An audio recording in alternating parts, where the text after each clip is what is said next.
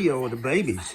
You can't stop. She tried to get me You arrested. cannot stop, can you? She even went on to make a report and accuse one of the hospital staff. Pull it on Pinsky vest. All right, so let me stop you now. Oh, we're gonna have a tug war here. Case. Thank you very much. Judge Corriero, do you have a bed now?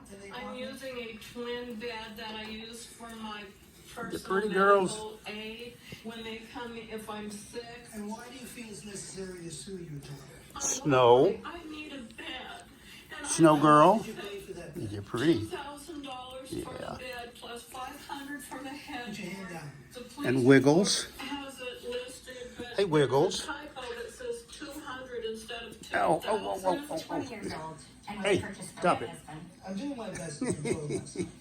What do you think the obligation of a daughter is to a mother? Well, to identify that, we're What you talking digging about for? what is a mother's obligation to her We'll child. get to that. My mother has not taken care of me since she started Who are using you? drugs when I was 9 years old. You are- I was a backpack to her prior to that. The label. I have seen her manipulate and work the system and abuse it my entire life.